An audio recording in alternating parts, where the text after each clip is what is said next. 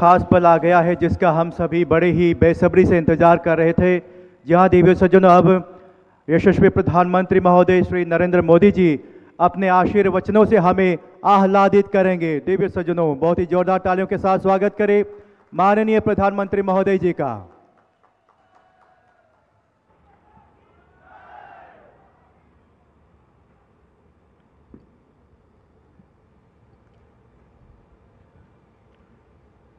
जय हिंद, जय हिंद। भारत माता की, भारत माता की। अरुणाचल प्रदेश के राज्यपाल श्री बीडी मिश्रा जी, यहां के लोकप्रिय युवा मुख्यमंत्री श्री पेमा खांडू जी, कैबिनेट में मेरे साथी किरण रिजिजू जी, उप मुख्यमंत्री श्रीमान चौना मीन जी, सम्मानित सांसदगण, विधायकगण, मेयर, अन्य सभी महानुभाव और अरुणाचल प्रदेश के मेरे प्यारे भाइयों और बहनों,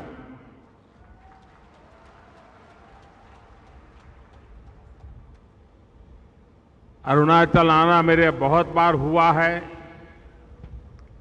जब भी आता हूं एक नई ऊर्जा, नया उमंग, नया उत्साह लेकर के जाता हूं।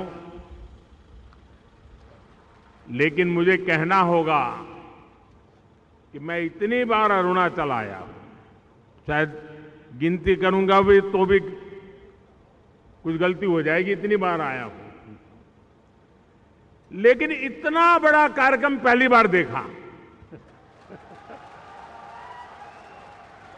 और वो भी सुबह 9:30 बजे। अरुणाचल में पहाड़ों से लोगों को आना, इसका मतलब ये हुआ कि विकास के कामों का आपके जीवन में कितना महत्व है, ये दर्शाता है। और इसीलिए आप इतनी बड़ी तादाद में आशीर्वाद लेने के लिए आए हैं। भाइयों बहनों, अरुणाचल के लोगों को, अरुणाचल के लोगों की आत्मीयता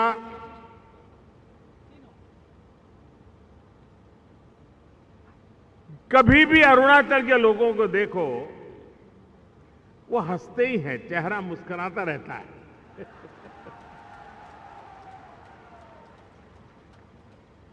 कभी उदासीनता, निराशा अरुणाचल के लोगों के चेहरे पर झलकती नहीं है। और अनुशासन, मुझे लगता है कि सीमा पर अनुशासन क्या होता है, ये मेरे अरुणाचल के हर घर में, हर परिवार में, हर व्यक्ति के जीवन में नजर आता है। हमारे मुख्यमंत्री प्रेमा जी के नेतृत्व में ये डबल इंजन की सरकार की मेहनत, विकास के लिए प्रतिबद्धता, वो आज अरुणाचल को इस नई ऊंचाई पर पहुंचा रही है। मैं प्रेमा जी और उनकी पूरी टीम को बहुत बहुत बधाई देता हूं। आपको याद होगा, और अभी प्रेमा जी ने उल्लेख भी किया, कि फरवरी 2019 में इस एयरपोर्ट का शिलान्यास हुआ था और ये सौभाग्य मुझे मिला था। और आप तो जानते हैं, हम एक ऐसा वर्क कल्चर लाए हैं जिसका शिलान्यास हम करते हैं, उद्घाटन भी हम ही करते हैं। अटकाना, लटकाना, भटकाना, वो समय चला गया। लेकिन मैं बात और करना चाहता हूं।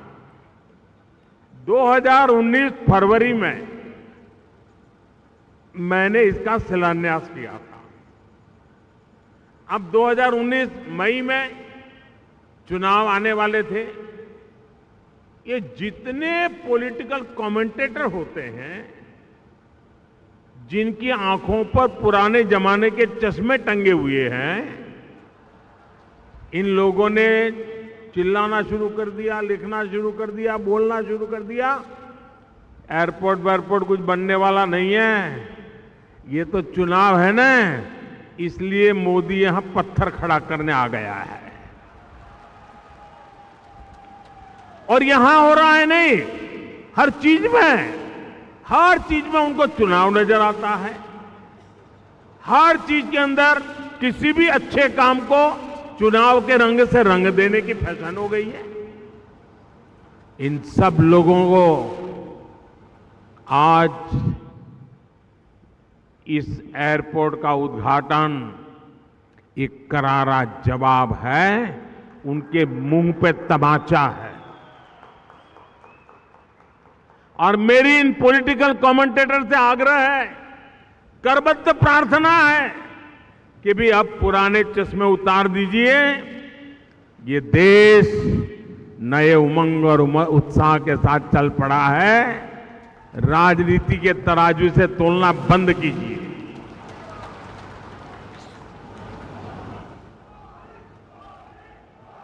जो कमेंटेटर इसको चुनावी घोषणा कहते थे,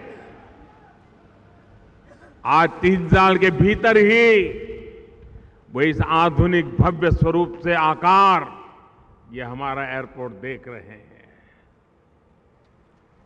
और ये मेरा सौभाग्य है कि मुझे आपकी हाजिरी में, लाखों लोगों की साक्षी में पूरा अरुणाचल आज ऑनलाइन जुड़ा हुआ है, पूरा अरुणाचल जुड़ा हुआ है। ये भी एक बड़े गर्व की बात है। आज न अभी यहां कोई चुनाव है, न कोई चुनाव आने वाला है, उसके बावजूद भी हो रहा है, क्योंकि आज देश में जो सरकार है उसकी प्राथमिकता देश का विकास है, देश के लोगों का विकास है। साल में 365 दिन 24 घंटे हम देश के विकास के लिए ही काम करते हैं। और आप देखिए, अभी मैं जहां सूरज उगता है उस अरुणाचल में हूं, और शाम को जहां सूरज डूबता है वो दमन में मैं जाकर के लैंड करूंगा जी, और बीच में काशी जाऊंगा। ये मेहनत एक ही सपने को लेकर के चल रही है, जी जान से जुटे हैं, मेरा देश आगे बढ़े।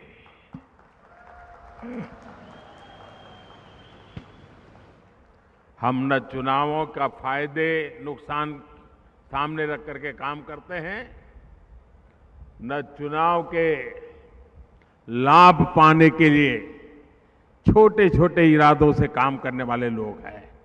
हमारा तो सपना सिर्फ और सिर्फ मां भारती हैं, हिंदुस्तान है, 130 करोड़ नागरिक है। आज इस एयरपोर्ट के साथ ही 600 मेगावाट के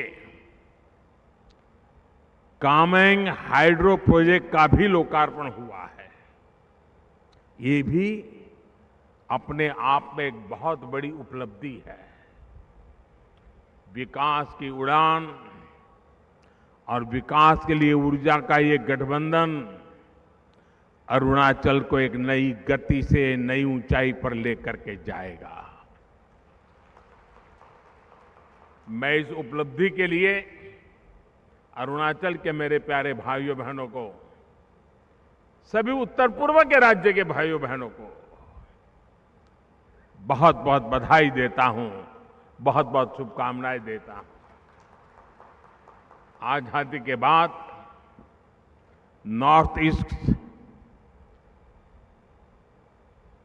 बिल्कुल अलग तरह के दौर का गवाह रहा है। दशकों तक ये क्षेत्र उपेक्षा और उदासीनता का शिकार रहा। जब दिल्ली में बैठकर पॉलिसी बनाने वालों को सिर्फ इतने भर से मतलब था कि किसी तरह यहां चुनाव जीत जाए। आप जानते हैं ये स्थिति कई दशकों तक बनी रही। जब अटल जी की सरकार बनी उसके बाद पहली बार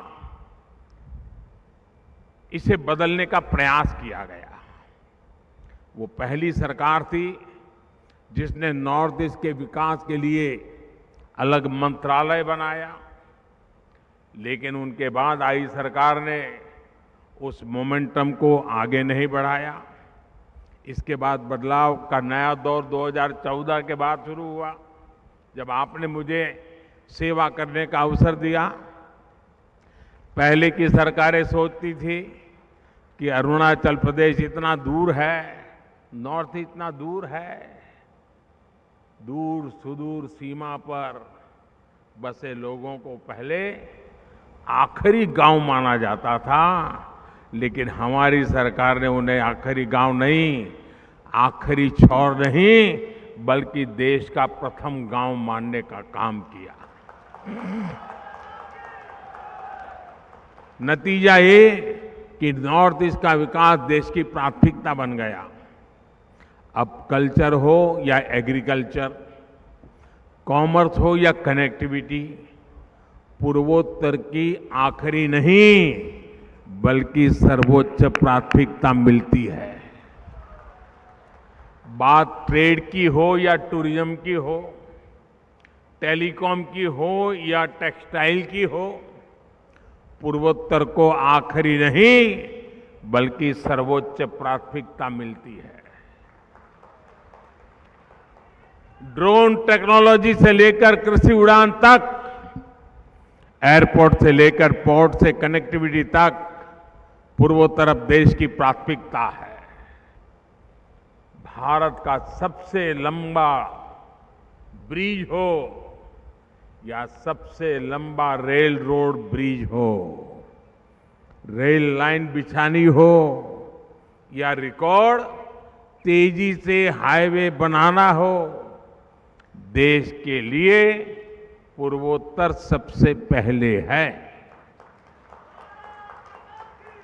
इसी का परिणाम है कि आज नॉर्थ ईस्ट में अपेक्षा और अवसरों का नया दौर शुरू हो चुका है, नया युग शुरू हो चुका है।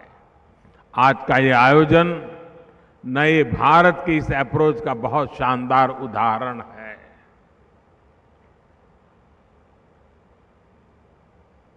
डोनी पोलो एयरपोर्ट अरुणाचल का चौथा ऑपरेशनल एयरपोर्ट है। आजादी के बाद से 7 दशकों में पूरे नॉर्थ ईस्ट में केवल 9 एयरपोर्ट थे, जबकि हमारी सरकार सिर्फ 8 वर्षों में 7 नए एयरपोर्ट बना दिए। यहां कितने ही ऐसे क्षेत्र हैं जो आजादी के 75 वर्ष बाद अब एयर कनेक्टिविटी से जुड़े हैं। इस वजह से अब नॉर्थ ईस्ट आने जाने वाली उड़ानों की संख्या भी 2 गुना से ज्यादा हो चुकी है। साथियों, ईटानगर का ये डोनी पोलो एयरपोर्ट अरुणाचल प्रदेश के अतीत और संस्कृति का भी गवाह बन रहा है। और मुझे बताया गया, प्रेमा जी बता रहे थे कि डोनी यानी सूर्य और पोलो चंद्रमा को कहते हैं। और मैं अरुणाचल की डोनी पोलो संस्कृति से भी, उसमें भी विकास के लिए एक सबक देखता हूं। प्रकाश एक ही है, पर सूरज की रोशनी और चंद्रमा का प्रकाश, शीतलता, दोनों ही को अपनी अपनी एक अहमियत है, अपने अपना एक सामर्थ्य है। ठीक है, इसी प्रकार जब हम विकास की बात करते हैं तो बड़े बड़े प्रोजेक्ट हो या गरीब तक पहुंचने वाली जन कल्याण की योजनाएं, दोनों ही विकास के जरूरी आयाम है। आज जितनी अहमियत एयरपोर्ट जैसे बड़े इंफ्रास्ट्रक्चर की है, उतनी ही अहमियत गरीब की सेवा को, उसके सपनों को भी दी जाती है। आज अगर एयरपोर्ट बनता है तो उसका लाभ सामान्य मानवी को कैसे मिले, इसके लिए उड़ान योजना पर भी काम होता है।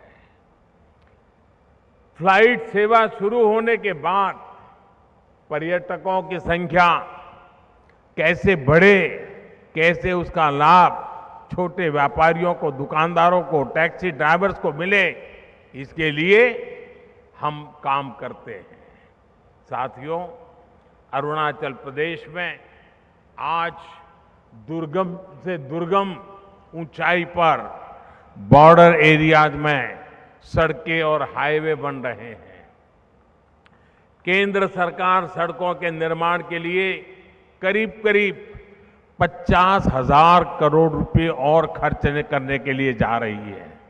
जब इतना इंफ्रास्ट्रक्चर होगा तो बड़ी संख्या में पर्यटक भी आएंगे। अरुणाचल के कोने कोने में प्रकृति ने इतनी खूबसूरती दी है, हर गांव में पर्यटन की अपार संभावनाएं हैं। होम स्टे और लोकल उत्पादों के जरिए हर परिवार की आय बढ़ सकती है। उसके लिए जरूरी है कि गांव-गांव तक पहुंचने की व्यवस्था भी हो।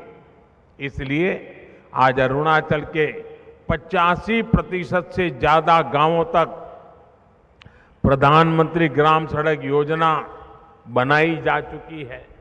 साथियों, एयरपोर्ट और बेहतर इंफ्रास्ट्रक्चर बनने के बाद अरुणाचल में कार्गो सुविधाओं की बड़ी संभावना बन रही है।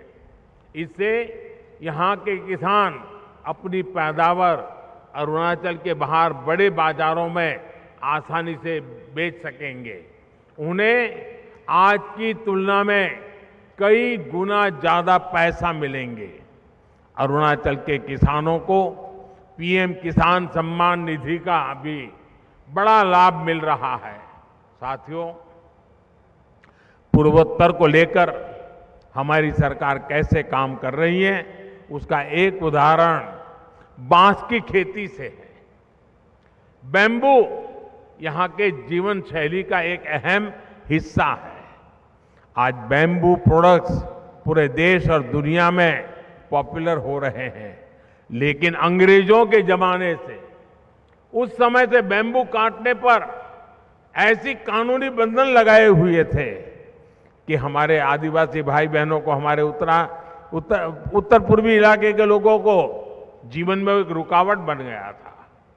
इससे हमने उस कानून को बदला और अब बैम्बू आप उगा सकते हैं, बैम्बू काट सकते हैं, बैम्बू बेच सकते हैं, बैम्बू का वैल्यू एडिशन करते हैं और खुले बाजार में जाकर के आप व्यापार कर सकते हैं। जैसे फसल उगाते हैं वैसे बैम्बू भी उगा सकते हैं। भाई और बहनों, गरीब जैसे ही जीवन की बुनियादी चिंताओं से आजाद होता है तो अपने साथ साथ देश के विकास के भी नए आयाम गढ़ने लगता है। इसलिए आज गरीब से गरीब व्यक्ति उपेक्षा और बदहाली से बाहर आए, उसे गरिमापूर्ण जीवन मिले, ये देश की प्राथमिकता है। पहले कहा जाता था कि पहाड़ों पर शिक्षा और इलाज हमेशा एक संकट रहता है, लेकिन जब अच्छी स्वस्थ सुविधाओं के साथ साथ आयुष्मान भारत योजना के जरिए 5 लाख रुपया तक के मुफ्त इलाज की व्यवस्था भी की गई है। हर गरीब को प्रधानमंत्री आवास योजना के तहत पक्का घर दिया जा रहा है।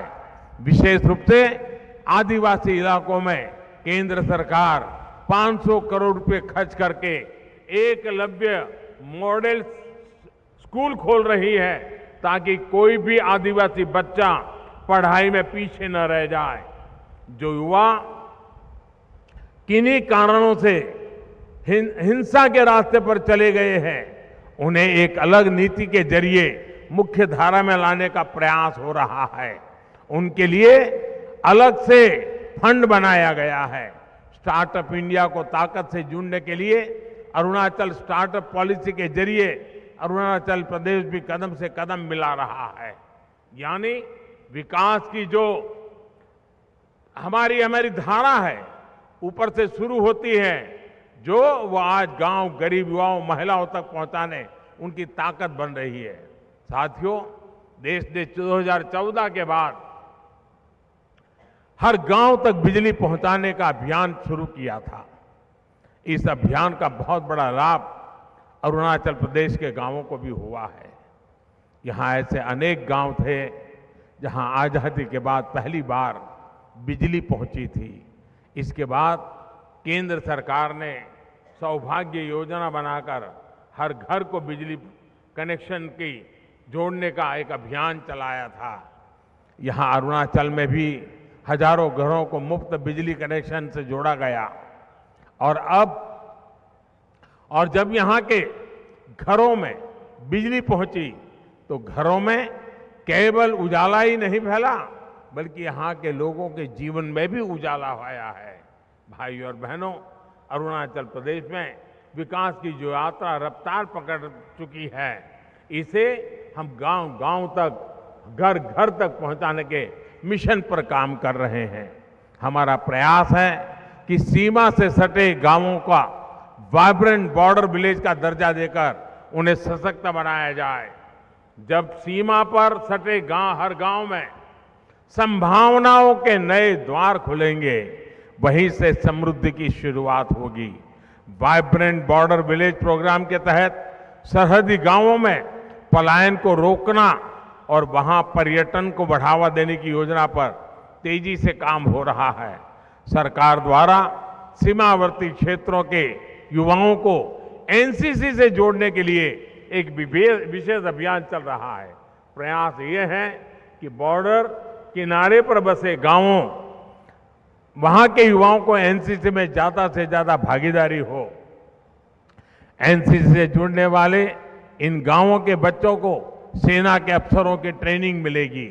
इससे युवाओं के उज्जवल भविष्य का रास्ता तो तैयार होगा ही, साथ ही उनमें देश के प्रति सेवा का एक जज्बा भी और ज्यादा पैदा होगा और ज्यादा बढ़ेगा। साथियों, सबका साथ सबका विकास के मंत्र पर चलते हुए डबल इंजन की सरकार अरुणाचल के विकास के लिए, लोगों की ईज ऑफ लिविंग के लिए प्रतिबद्ध है। मेरी कामना है विकास का ये अरुण इसी तरह यहां अपने प्रकाश को बिखारता रहे। मैं एक बार फिर प्रेमा जी, उनकी पूरी सरकार को, इन सारे भारत सरकार की योजनाओं को आगे बढ़ाने में सक्रिय सहयोग के लिए मैं बहुत बहुत बधाई देता हूं। और हमारे पूरे पूर्वोत्तर के हमारे साथियों को भी, हमारी माताओं बहनों को भी बहुत बहुत बधाई देता हूं। मेरी तरफ से आपको बहुत बहुत शुभकामनाएं। बहुत बहुत धन्यवाद।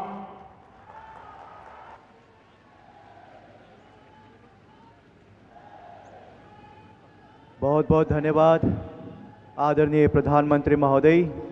आपके आशीर्वचनों और आपके मार्गदर्शन के लिए उपस्थित तमाम लोगों की ओर से हम आपके प्रति बहुत बहुत आभार व्यक्त करते हैं।